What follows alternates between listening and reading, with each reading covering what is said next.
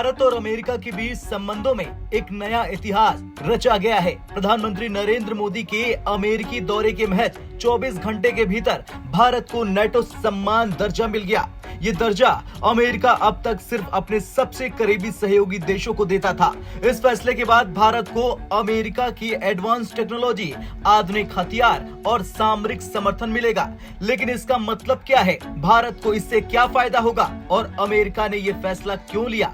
आइए इन सभी सवालों के जवाब इस वीडियो में विस्तार से जानते हैं। दरअसल सबसे पहले जान लेते हैं भारत को नाटो सम्मान दर्जा, इसका मतलब क्या है? दरअसल नाटो यानी North Atlantic Treaty Organization America और उसके यूरोपीय सहयोगी देशों का सैन्य गठबंधन है। नाटो देशों को अमेरिका सबसे आधुनिक हथियार, सैन्य तकनीक और सुरक्षा सहयोग देता है। अब भारत को भी इसी स्तर का दर्जा देने का फैसला लिया गया है। यानी भारत को अब अमेरिका को बिना किसी पाबंदी के अत्याधुनिक हथियार मिलेंगे। अमेरिका अब भारत को विशेष सैन्य सहायता देगा। आतंकवाद, साइबर सिक्योरिटी और रक्षा क्षेत्र में भारत अमेरिका की साझेदारी और मजबूत हो जाएगी। अमेरिका ने ये दर्जा अब तक सिर्फ ऑस्ट्रेलिया, जापान और साउथ कोरिया जैसे देशों को दिया था, लेकिन भारत अब अगला देश बन गया है जिसे ये सम्मान मिला है। यानी कि बिना नेटो में शामिल हुए अमेरिका नेटो के जैसे सम्मान और हथियार अब भारत को देगा। पीएम मोदी और ट्रंप की बैठक के दौरान अमेरिका ने एक और बड़ा ऐलान किया था। 26/11 मुंबई हमले के आरोपी राणा को भारत को सौंपने की मंजूरी मिल गई। राणा पाकिस्तानी मूल का कनाडाई नागरिक है और अमेरिकी जेल में बंद है। ये डेविड हेडली का करीबी था जिसने 2018 में मुंबई हमलों की साजिश रची थी। ये भारत के लिए बहुत बड़ी कूटनीतिक जीत है। पीएम मोदी और ट्रंप ने 2030 तक भारत अमेरिकी व्यापार को $500 बिलियन तक ले जाने का लक्ष्य भी रखा।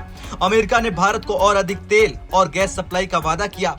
आर्टिफिशियल इंटेलिजेंस, एआई और सेमीकंडक्टर टेक्नोलॉजी में दोनों देश मिलकर काम करेंगे। पीएम मोदी की इस यात्रा पर दुनिया भर के मीडिया हाउस ने अपनी प्रतिक्रियाएं भी दी। ब्लूमबर्ग ने लिखा कि भारत अब अमेरिका से $25 बिलियन का तेल और गैस खरीदेगा।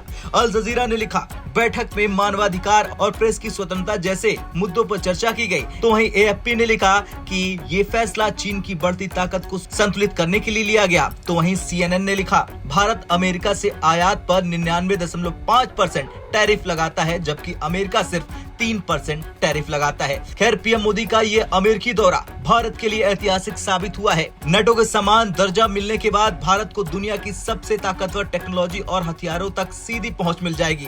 भारत अब अमेरिका के F-35 jet, anti tank missile और स्ट्राइकर वाहन जैसे आधुनिक हथियार भी खरीद सकेगा।